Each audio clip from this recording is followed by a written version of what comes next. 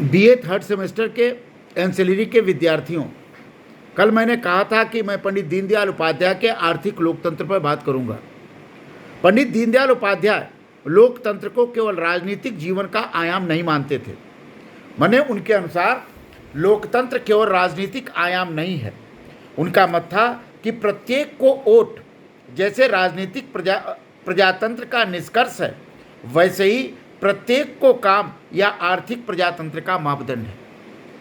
जितना प्रत्येक को वोट देने का समर्थन करना चाहिए, उतना ही प्रत्येक व्यक्ति को काम देने का भी समर्थन करना चाहिए।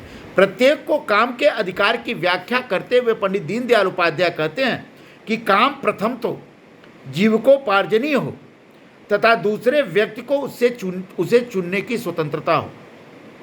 यदि काम के बदले में राष्ट्रीय आय का न्यायोचित भाग उसे नहीं मिलता हो तो उसे काम की गिनती बेगार में होगी।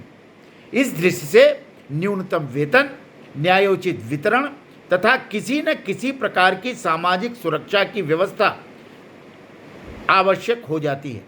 पंडित दीनदयाल उपाध्याय कहते हैं, जैसे बेगार हमारी दृष्टि में काम नहीं है, वैसे ही व्यक्ति के द्वारा काम में लगे रहते हुए भी अपनी शक्ति भर उत्पादन न कर सकना काम नहीं है।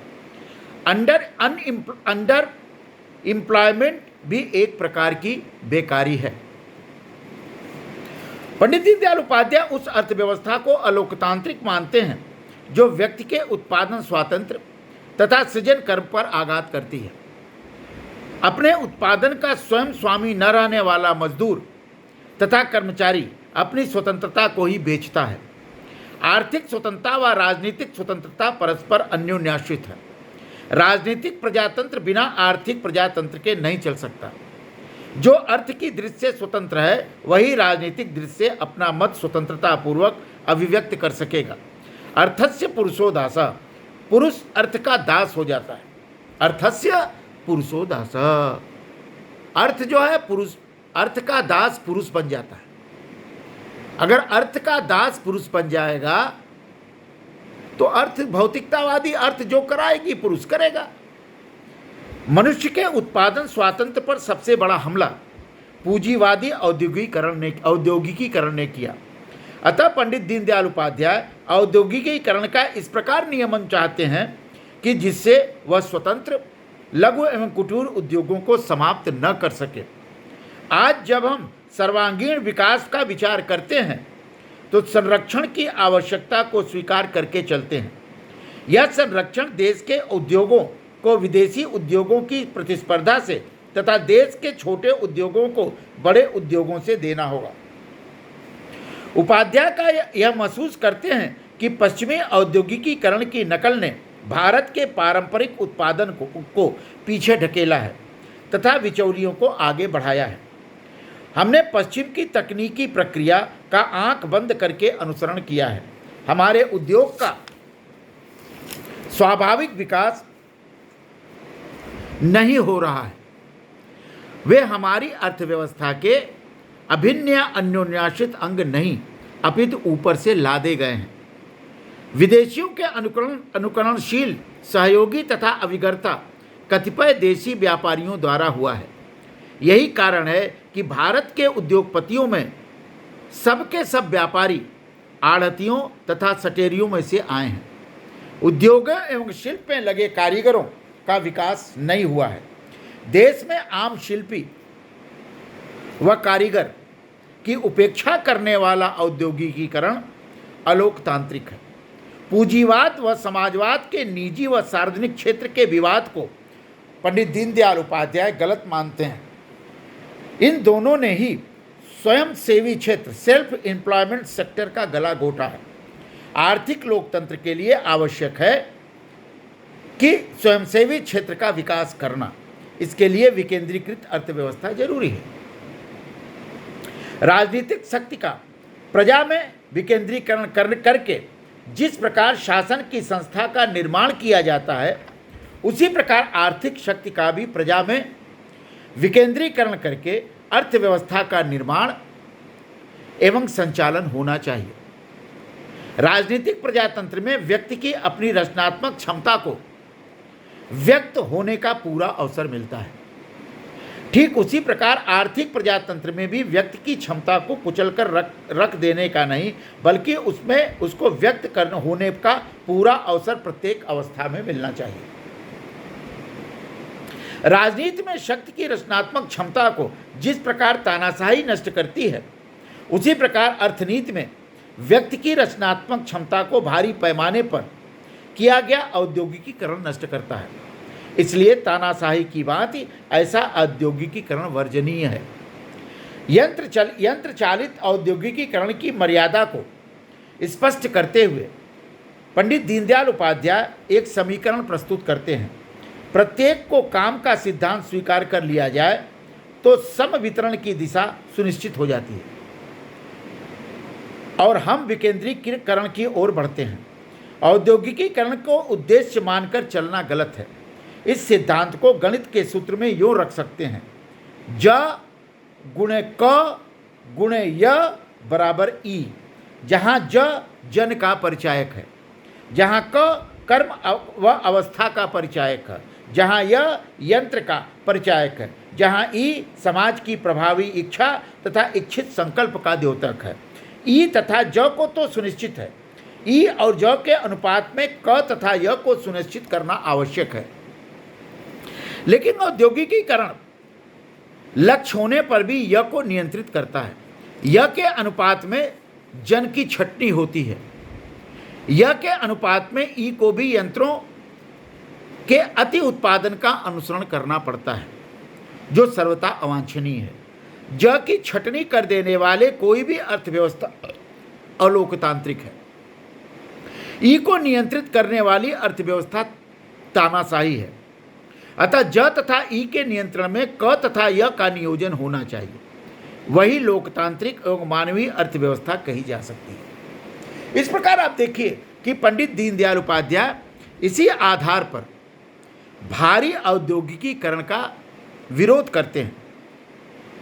बड़े उद्योगों के उत्पादन के केंद्रीकरण के कारण तथा मांग व पूर्ति पर यंत्रवाद के हावी होने के कारण बड़े उद्योग तानाशाही प्रवृत्ति वाले व अमानवीय हो जाते हैं। उपाध्याय ने अपने साहित्य में इस विषय पर बड़ा विशद वर्णन किया है। उनको हम विभिन्न बिंदुओं पर इस प्रकार प्रस्तुत कर सकते हैं। नंबर 1, भारतीय परंपरागत अर्थव्यवस्था से असंबद्ध होने के कारण इन्हें आरोपित करना होगा। इससे समाज में समरसता भंग होती है। स्वतंत्र उत्पादक शिल्पी के पूरक नहीं बल्कि प्रतिकूल हैं। यह अवांछनीय है। ये प्रत्येक को काम के लक्ष्य के भी प्रतिकूल है। औद्योगिकी बेरोजगारी बढ़ाते हैं। ये पूंजी प्रधान है। अतः यह भारत के सामान्य उद्योजक व उत्पादक कार्यों के समर्थ के बाहर है। इसकी आयात निर्भरता बहुत है। फलतः यह हमारे भुगतान संतुलन पर भारी बोझ डालते हैं। ये देश में उपलब्ध प्रबंध व श्रमिक प्रशिक्षण के साथ मेल नहीं खाते। ये श्रमिक को कुटुंब, कुल, जाति, ग्राम समाज से उच्छिन्न कर एक नवीन, कृत्रिम, बोझिल मानव मूल्य विरहित वातावरण में खड़ा कर देते हैं। इस वातावरण में मानव मजदूर भर रह जाता है।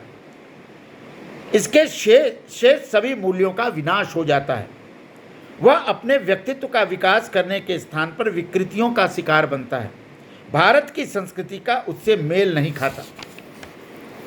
8वां, उनका बहुत सामाजिक मूल्य चुकाना पड़ता है।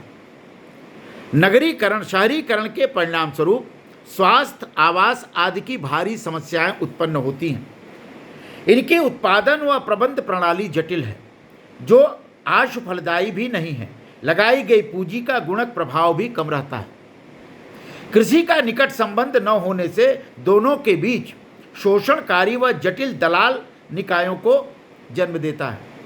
औद्योगिक श्रम संगठन और नियमों की आज की स्थिति में भारत में श्रम को महंगा और अनुत्तरदायी बनाता है। धीरे धीरे स्थिति ऐसी बन जाती है जहां औद्योगिक पूंजी व श्रम मिलकर उपभोक्ता का शोषण कर सकेंगे। दीनदयाल जी उपभोक्ता के शोषण के विरोधी थे। हमारी ग्राम कृषि नीति में मजदूरों को हटाकर शहरों में ले जाने से कृषि पर प्रतिकूल परिणाम होता है। संख्या व गुण दोनों पर से ही ग्राम पिछड़ेगा। दीनदयाल जी गांव को सशक्त करने, गांव को स्वावलंबी बनाने, गांव में ही आत्मनिर्भरता के बीज बोने, गांव में ही रोजगार सृजन करने की व्यवस्था पर बल देते हैं। जिन परिस्थितियों में पश्चिम के देशों ने बड़े उद्योगों की स्थापना की थी, वे आज हमें उपलब्ध नहीं हैं। उनके पास उपनिवेशों के विस्तृत बाजार थे, जहां वे पक्का माल बिना किसी प्रतियोगिता के बेच सकते थे तथा कच्चा माल तथा खाद्य सस्ते भाव पर खरीद सकते थे। मजदूरों को कम तनख्वाह पर रख करके भारी मात्रा में पूंजी संचय कर सकते थे। इस पर भी उन्हें विकास में 150 वर्ष लगे। एक स्थान पर केंद्रित होने अथवा स्थानीयकरण की प्रवृत्ति के कारण इससे सार्वदेशिक एवं विस्तृत विकास में के मार्ग में बाधा पहुंचती है। भारत में संगठित उद्योगों में काम करने वाले श्रमिकों का 66% बंगाल, बंबई व मद्रास में है। देश के कुछ भागों का विकास शेष में असंतोष को उत्पन्न एकता और राष्ट्रीयता के लिए खतरा उत्पन्न करता है। बड़े उद्योगों के फलस्वरूप ऐसे शक्तिशाली आर्थिक गुट तैयार हो जाते हैं जो देश की राजनीति पर कब्जा कर बैठते हैं। बड़े उद्योग भयानक विषमता का सृजन कर समाज में वर्ग संघर्ष की स्थितियों का निर्माण करते हैं। तो ये दीनदयाल उपाध्याय जी भारी उद्योगों के विरोध में ये सारे तर्क प्रस्तुत करते हैं और इस सारे तर्कों के आधार का निष्कर्ष यह है कि वो मानव का शोषण होने देना नहीं चाहते, वह उत्पादकों का शोषण होने देना नहीं चाहते, वह बड़े उद्योगपतियों को शोषण का हथियार मानते हैं। यह भाव उनका लगभग भारतीय परंपरा के अनुकूल है। मार्क्स भी इसी तरह की बात करता है, लेकिन मार्क्स के तर्क है वह संघर्ष पर जाते हैं। पंडित दीनदयाल उपाध्याय के जो तर्क है वो समायोजन, सहृदयता और समरसता की ओर जाते हैं। आज के लिए बस इतना। नमस्कार।